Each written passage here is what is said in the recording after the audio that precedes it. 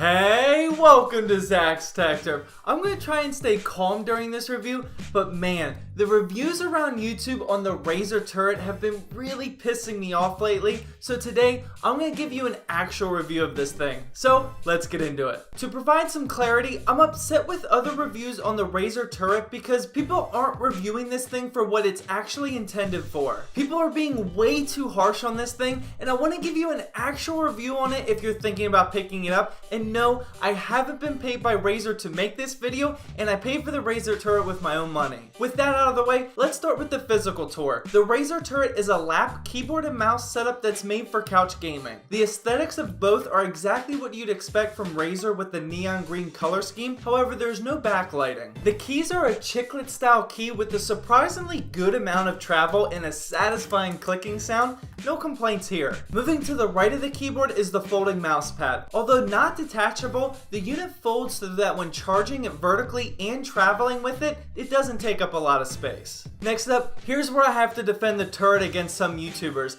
A lot of people are saying that the mouse pad is too small, and I'm personally not one of those people that need a 2 foot by 2 foot size mouse pad. I just turn the sensitivity up a little bit and it works perfectly fine. Second, the mouse pad has magnets in it to prevent the mouse from falling on the floor when you're moving around. This works absolutely perfectly, and there's tons of people on YouTube that are showing how the mouse falls after they tilt it up super high. Now think about it. If the magnets in this thing were so strong that it would prevent it from falling even like at this height, then you would feel that magnetic force when gaming, and obviously you wouldn't want that. In my opinion, the magnets have a perfect amount of force and prevent the mouse from slipping just enough. Moving on with the physical tour, the mouse has a great gripping material so it can easily slide around on the smooth mouse pad. The mouse does feel a little lightweight and cheap, but it has those satisfying Razer clicks, and the notch scroll wheel works as advertised. And finally, to wrap up the physical tour, the bottom side of the keyboard is covered with a non-slip rubber material that works perfectly. Now let's move on to the features. The first feature I want to talk about is the mouse sensitivity that you can change within Razer Synapse. The two buttons on the outside of the mouse allow you to scroll through 5 user-configured DPI settings up to 3000. For this smaller mouse pad, I found 1000 to 1250 work perfectly and super smooth. When connected to a Steam Link, you obviously can't use Razer Synapse, but the buttons will still increase or decrease the sensitivity, which is awesome. Now this is where I have to bash other YouTubers again.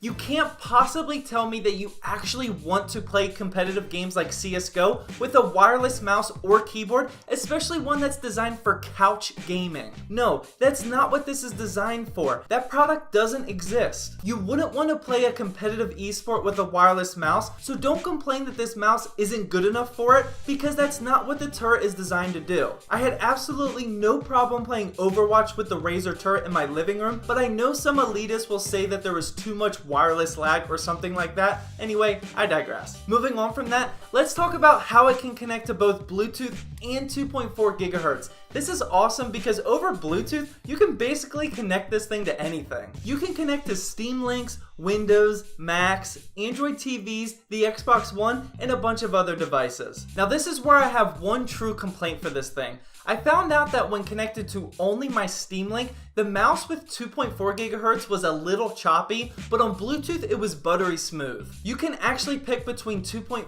gigahertz and Bluetooth for both the keyboard and mouse separately, which makes this not even a big deal, but something to be aware of. Your mileage may vary. Moving on to some other features real quick, the battery life is rated for 40 hours, and it's charged by a docking stand with an included USB adapter. I personally love the vertical layout to it, and I think it's baller enough to display proudly in my living room, but my wife doesn't agree. Also, like I said, I love that it can connect to both 2.4 gigahertz and Bluetooth. I can easily use this thing downstairs on my Steam Link and bring it upstairs to use on one of these computers, or bring it with me for a portable gaming setup. To recap, let's talk about who this product is for and if it completes its mission. The Razer Turret is designed to bring keyboard and mouse gaming to the living room, and it does so in a very sleek and portable way. You wouldn't want to play competitive esports with a wireless keyboard and mouse with a TV that has a ton of input lag, so please don't say that the Razer Turret doesn't let you do that. Well, that wraps up my review of the Razer Turret. Like I said, I feel like I just had to make a positive review for this thing